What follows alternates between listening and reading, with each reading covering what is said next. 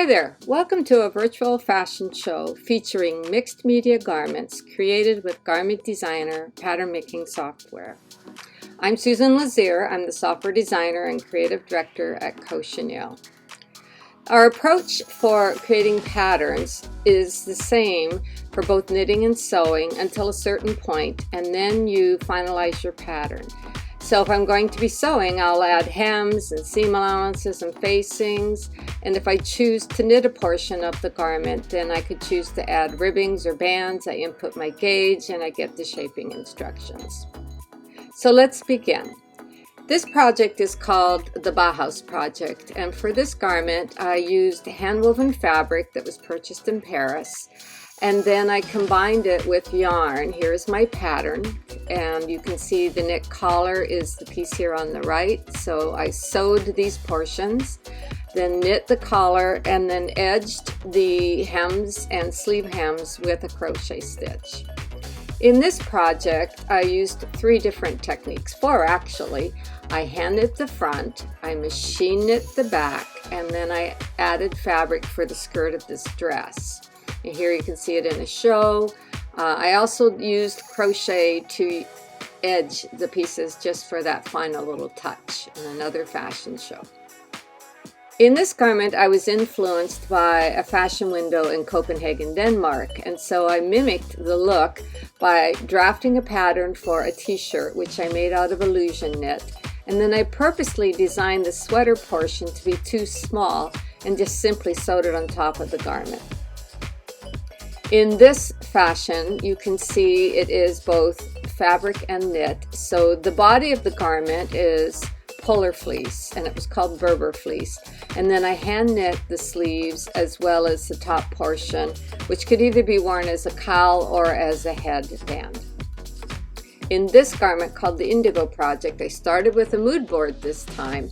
I was using remnant fabric purchased up in LA, and I took yarn and used the shibori technique, and then indigo dyed it so that it could create a custom yarn, and then I machine knit the cuffs and the collar for this project.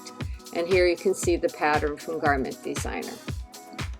This project was made with handwoven fabric. It's the same warp with 2 different wefts, and then I combined the woven with a commercially woven linen fabric.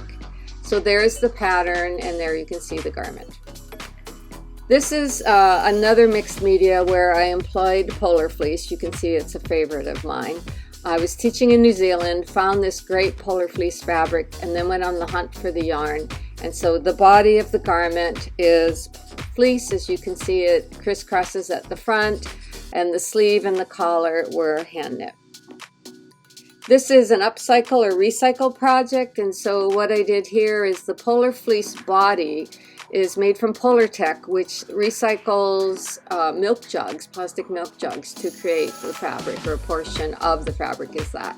And then I also used sari silk yarn. So they take silk saris from India and make strip yarn from them, and so that's what I used to knit. So I used a shawl collar in this design. I also marked a yoke line where I could cut the fabric, end the fabric cut there, and then add the knit part on top. These last 2 projects aren't using Garment Designer, but they do use an ebook that we have published. And so this one's called the Cape Coat. The ebook is called Proportion for You. There are 7 garments and patterns in this book, and they're all based on simple rectangles. So the premise is you measure yourself, you input into our templates, and you will get the rectangles that are proportioned exactly for you. And so here we have our jacket, our cape coat. There are 5 rectangles in this, and so in this case the sleeves and the body are handwoven fabric, and then the collar and the lower panel are machine knit fabric. And here you can see the sewing process. I just simply treat my knits as if they were yet another fabric.